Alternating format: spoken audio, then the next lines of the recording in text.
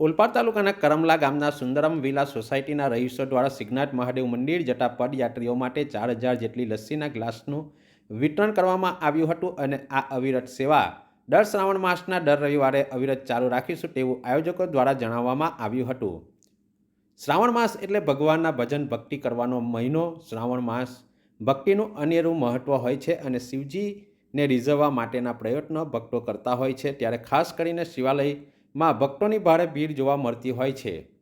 છેલ્લા કેટલાક વર્ષોથી પવિત્ર શ્રાવણ માસ નિમિત્તે ઓલપાડ તાલુકાના કરમલા ગામે આવેલ સુંદરમ વિલામાં રહેતા મુકેશભાઈ મારવાડી અને તેના મિત્રો દ્વારા દર વર્ષની જેમ આ વર્ષે પણ પવિત્ર શ્રાવણ માસ નિમિત્તે હજારો સંખ્યામાં આવતા કાવડ તેમજ પદયાત્રીઓ માટે શ્રાવણના બીજા રવિવારે બમ બમ બોલે નાટના નાટ સાથે 4000 લસ્સી ગ્લાસનું વિતરણ કરવામાં આવ્યું હતું। આ લસ્સી વિતરણમાં માતા બહેનો, દીકરીઓ, યુવાનો અને કરમલા ગામના સુંદરમ વિલામાં રહેતા મુકેશભાઈ મારવાડી અને તેમના પરિવારજનો, સોસાયટીના રહીશો અને કરમલા ગામના સામાજિક તેમજ માજી સરપંચ ઘનશ્યામભાઈ પટેલ સહિત અનેક આગેવાનો આ સેવા કાર્યમાં જોડાયા હતા અને આ સેવા અવિરત ચાલુ રાખવા માટેનો આશાવાદ પ્રગટ કર્યો હતો।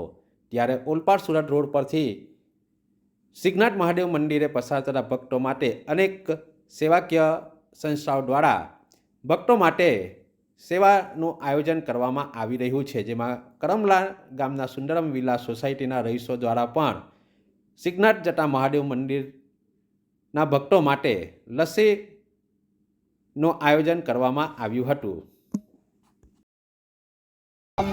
સુંદરમ વિલા સોસાયટી તેમાં પ્રમુખ દર્શન જનરલ સ્ટોર મુકેશભાઈ મારવાડી તરફથી આશરે 2000 ગ્લાસ જેટલું લસ્સીનું વિતરણ આજ પવિત્ર શ્રાવણ માસ નિમિત્તે જે પદયાત્રીઓ સિદ્ધનાથ મહાદેવ જે ચાલતા જાય છે તેમને સેવા તરીકે યોગદાન છે।